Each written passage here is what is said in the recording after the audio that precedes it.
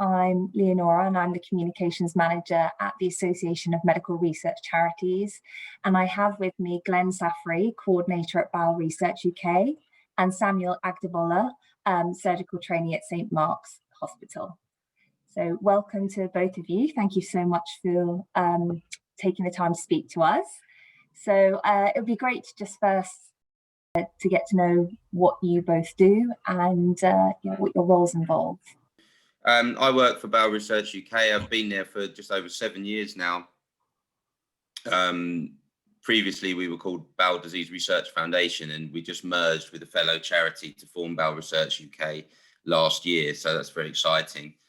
I primarily deal in the trusts and impact side of our work. So it is sort of two sides to it. I raise money from trusts, and I work with our research teams to demonstrate the impact of our funding and what we do. And that's very much what the CAFQual that Sam is involved with is. So that's me. So my name is Samuel, as you know. I'm a surgical trainee in the UK in the NHS, and I guess we're here to talk about some of the work that I did while taking some time out to do some research, doing a PhD at St Mark's Hospital and affiliated with Imperial College London.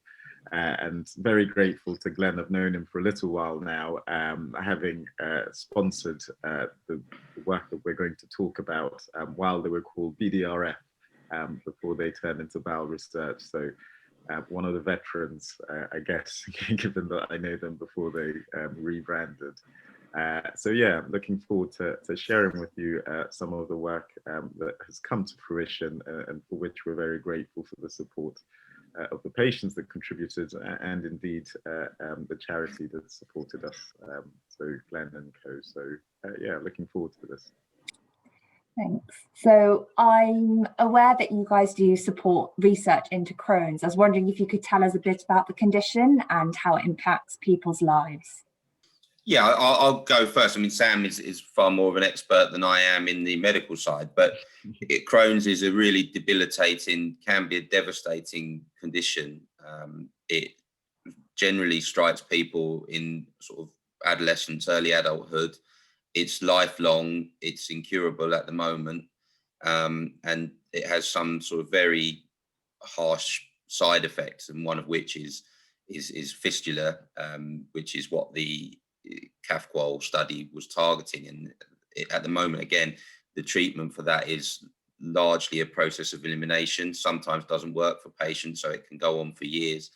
And it is quite distressing, both for patients and for medical teams. So I'll let Sam kind of go into a bit more on the specifics of what this research was and the condition, but yeah, sure. So thanks, Glen. So perianal fistulas are what we looked at, and so for just layman speak, it's anal fistulas, and this essentially is an abnormal tunnel between the anus and the external skin. So affects quite a sensitive area and affects young people a lot. 1 in 3 patients with Crohn's disease will have this condition, and sometimes that can go up to about 1 in 2. So it's common in the context of Crohn's disease, can be quite debilitating. So even though often looked at as, you know, a potential minor condition, but actually when liaising with patients, the problems that one gets out of this go well beyond the common symptoms, the most common symptoms that are described, which is pain and an abnormal discharge around the anus. And in Crohn's disease, the nature of the tracts can be quite complex. And so the pain, the connection with sexual organs and indeed the anus can be quite significant. And for young people who are in the prime of their life, you can imagine that that can have quite significant consequences on their morale, confidence, and indeed their general health. And this study, or the work that we did, went to explore this in significant depth to understand just how impactful the condition is and how far it goes beyond simply pain and discharge, how it affects the quality of life, what the implication of treatments are on their quality of life, and to try and understand how we can better assess patients with this in order to improve the treatments that are available. Sadly, patients can often go through almost a buffet of treatment options that can leave them with various side effects without necessarily achieving cure. And then understanding what the benefits of these treatments, if cure is elusive, becomes challenging. And what this work tried to do was to sort of quantify that, but using patients as the key voice.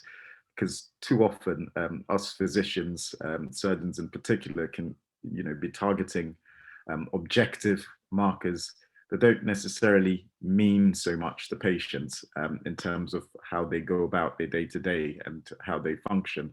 And this was crucial to try and understand what patients' view of our treatment and how they measure the treatment therapies that we have from the impact on them point of view. So a meaningful study, if I say so myself, being involved in it, but it was something that we really valued in the context of a condition with lots of treatments that are quite significant, with their own burdens, and trying to understand what the impact is in a quantifiable measure. So what we did was set about developing a Crohn's anal fistula quality of life scale.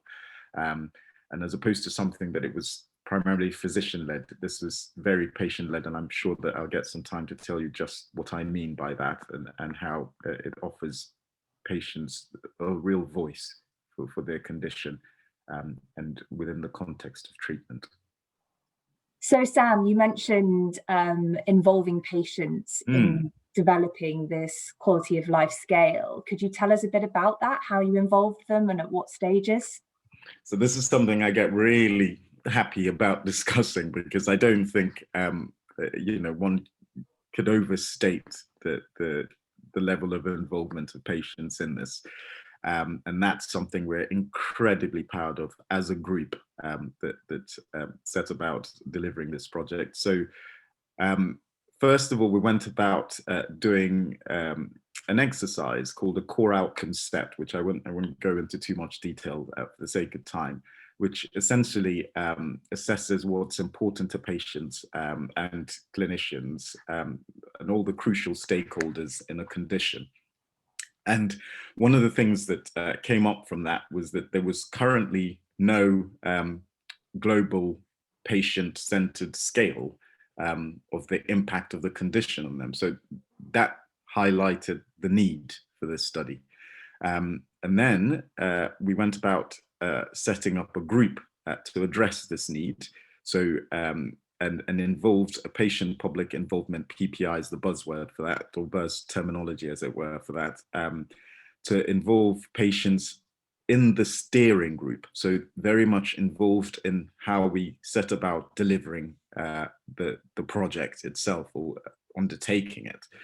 And the phases of the project involved one, patient interviews. So literally going to speak to patients. I trudged along to various places across the country and sat with patients and just asked them to tell me what their life was like since they were diagnosed with this condition, what the treatment was like, what the impact was like, and just talk to me.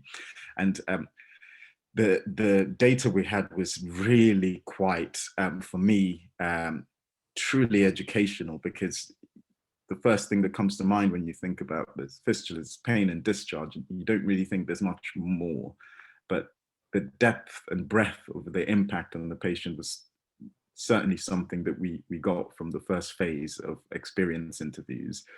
And then we sat with the group, the steering group, which involves all the stakeholders, the surgeons, physicians, radiologists, specialist nurses, qualitative researchers, so people who are experienced at being able to take almost waffle, like I'm saying, and turn it into meaningful key points and concepts. And we were able to draw out the various items that we were getting from patients that were key from the experience interviews. And then from this, we went about setting questions to basically quantify or assess these key items. And involved in that process were the patients in the steering group to try and tell us what was meaningful. And we then took that back out to patients through the second phase of cognitive interviews, which is where we sit with patients and we get them to look through the items that we've described or transformed into questions, essentially to assess the magnitude of impact and tell us whether it made sense, whether it was relevant, whether the wording was right, whether it was asking what we were trying to ask as a group. And they refined this for us. So through series of interviews, through series of refinements, we got down to something that was not changing anymore with subsequent interviews. And that told us we were getting closer to something meaningful. And then for the final phase, we sent this out to patients again to actually complete these scores on separate occasions and see whether actually we could check the stability of various psychometric measures of a questionnaire or scale to make sure that it's doing what it's set out to do, to make sure that it's valid in various measures, and to make sure that at the end of the day, we were able to come up with something that patients were using in a meaningful manner to assess the disease impact and the burden of disease. And the statistics demonstrated that it was doing that, which for us was very rewarding. And the process was, took a bit of time to say the least, because obviously you have to attract patients and then get them to commit to this, which I can't be thankful enough for their thorough involvement.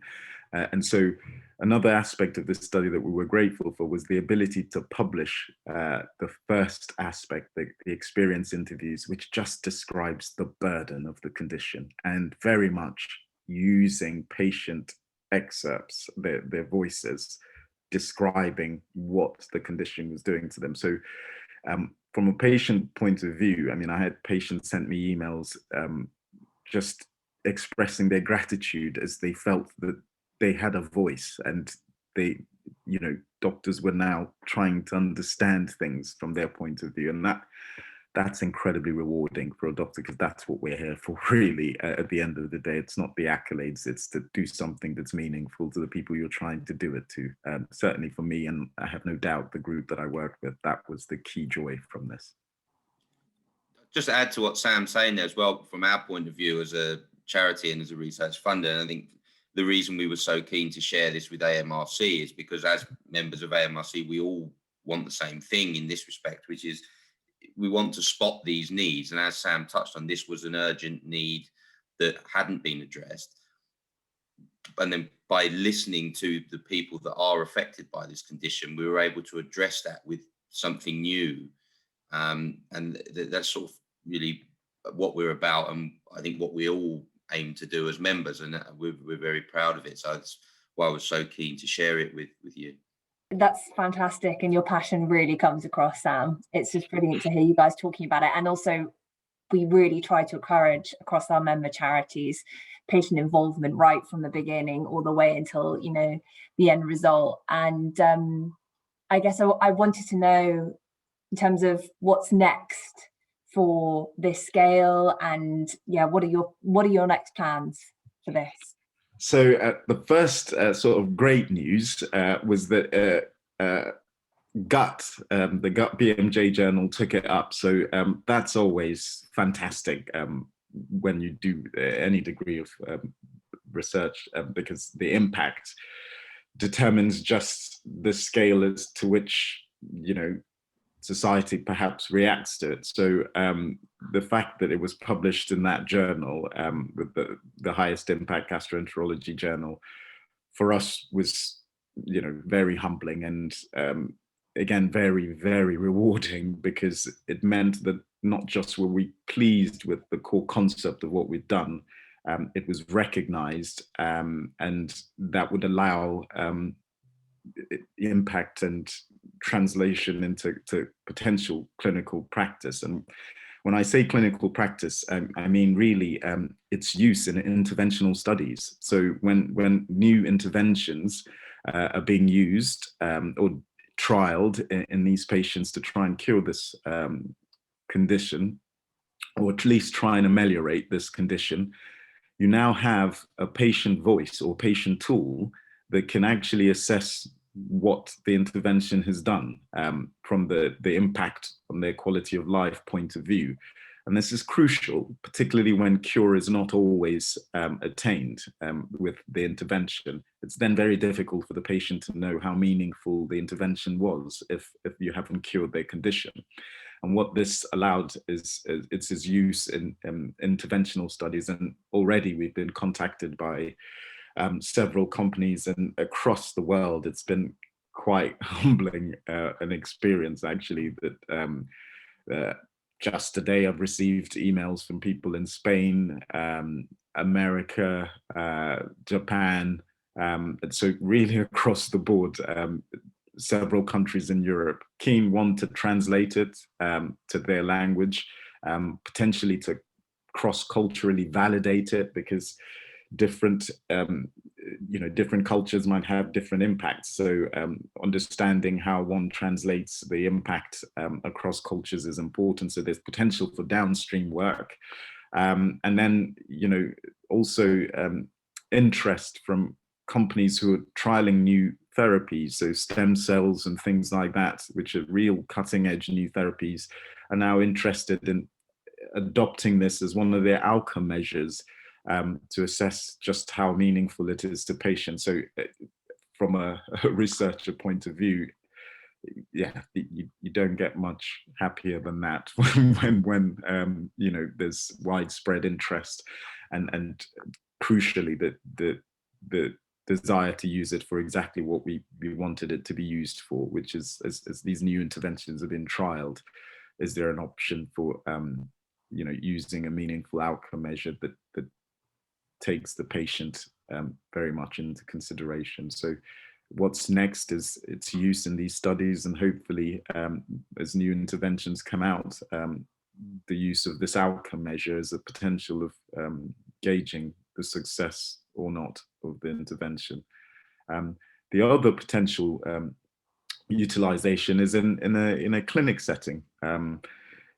As opposed to just simply asking patients for the most common symptoms, this gives you a good breadth of how a patient's doing in relation to their condition. And over time, it allows you to see whether or not, that impact is becoming more and more burdensome to a patient. And that can allow one to, consider more, aggressive therapies that perhaps might give them a different quality of life. And what I mean by that is when patients have fistulas and it becomes debilitating, some of the options that can be considered can be quite drastic in terms of taking away or resecting the whole anus and rectum. And it's an irreversible procedure. So it's not something that one wants to take on lightly. And having a tool that gives you an objective measure of how a patient's been doing over time can allow a joint decision making that's really strengthening and empowering for both the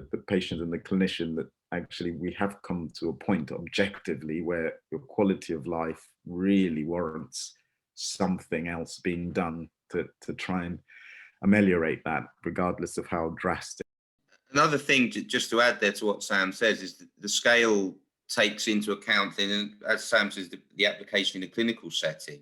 The scale takes into account things that patients wouldn't normally raise in a clinical setting with their surgeon. So things like their working life, their family life, their sex life, their mental health and well-being, that they wouldn't normally, well, this is my bowel surgeon, so I'm not going to talk about this.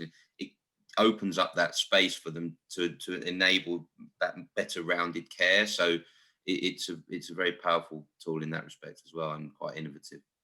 Thanks a lot for that, Glenn. Absolutely right. It's really, it opens up. As surgeons, we can be quite intimidating in front of patients, and patients won't tell us what they'll tell the IBD nurses, but sometimes. And this tool that patients can fill in, it takes about 9 minutes to complete, before even seeing their treating surgeon or physician, allows these doors to be opened, and potential signposts for these conversations. So absolutely spot on, Glenn. Thank you so much. So I think I only have one final question, which is, do you think this approach could be adapted and applied to other conditions? Without a doubt. I think, yeah, it's a powerful approach, particularly for conditions where cure is not always easily attainable. And that's the key here, is the fact that, you know, patients want ultimately cure of their condition. And some chronic conditions, as we know in the realm of IBD, aren't, you know, straightforwardly cured. And so understanding how to empower the patient and personalize your treatment so that you empower them to have the best quality of life that they can have, is the key. And so, you know, the sort of structure and the format begs for use in similar conditions where cure is elusive, I guess. Yeah, it's absolutely spot on. And as I said before, the scale is a way of looking at every aspect of your life, and that comes out of speaking to patients as people, not as fistula patients as such. So they've identified, well, these are the things that matter to me. Can I pick my kids up from school? You know, can I be intimate with my partner? Can I get to work on time? Can I be productive? And those things apply to everybody in every sense. So it absolutely can be reproducible across different medical conditions and different aspects of life. So yeah, spot on. And the thing, just to add to that, Glenn, is what this did was it tailored the assessment to patients with perianal fistulas. So there's various outcome measures for Crohn's disease, but that don't necessarily evaluate the impact if you had a perianal fistula, which can be very different if you have one or not. So using an outcome measure, even though it's patient-centered, that isn't specific to the condition, may not be necessarily useful. And so what we've done here, and what we certainly advocate, is that ability to tailor an outcome measure specific to the condition so that it's meaningful, rather than, you know, something that's a bit more generic that doesn't really give you, even though your scores might improve or after a treatment or stay the same, it doesn't give you the true picture of how they're doing specifically to the impact of this condition. And so your answer to your question is absolutely, you know, when you have specific conditions, trying to get an outcome measure tailored to that is extremely beneficial. The best thing was as well that all those things came from patients themselves, and the whole thing was designed by listening to them from the ground up, from the very start. Well, thank you so much, Glenn and Sam. That was really interesting to hear, and I think our other member charities and researchers will have a lot to learn from the both of you. I wanted to say thank you, Leo, for giving us the forum and the opportunity and asking us the questions that allowed us to really expand on these areas. So thank you so much. But just in terms of, we're always looking for messaging about putting patients at the center, and like everything about the research you're doing has that. And it's so clearly communicated in every aspect of what you guys were talking about. I had one of the patients I interviewed for 3 hours had tears in eyes for all the 3 hours, such that I was actually taken aback that, oh, it's been 3 hours and they're still dropping. And it was when I asked that, I was like, gosh, I must be really upsetting you having to go into all this. I'm so sorry. She goes, no. She goes, I can't tell you how glad I am for the forum to literally let all this stuff out. And even telling you the reason, she goes, ignore the tears. The reason they're coming out is because actually I'm realizing just how much I've had to sort of maneuver, adapt to exist. And she was telling me really something's really so intimate, and the impact was, oof, overwhelming for me in some bits, and yeah, so yeah, I guess that says it as it is. It must be so nice though for you to be able to see that's just one person, and the fact what you've developed, what you've helped develop, is going to impact so many more people. Let's hope so. Let's hope so. Hey, let's hope. I mean, our mission is to change lives through funding research, and by doing the best work possible. And we spend donors' money on that, and we go out and ask for that money. And to hear Sam explain it in that way is so brilliant, because it's exactly perfect illustration of why we do what we do. Glen and Sam, thank you so much. That was just inspired us, left us feeling very inspired, and I'm sure it will have the same effect. And you, thank you for giving us the opportunity. It's brilliant. Thank you so much, guys, and yeah, have a lovely, hopefully restful weekend. And yeah, I hope we manage to speak to each other again in the future. Been a delight, guys. Thank you so much. Thank you so much. Take care. Cheers. Bye.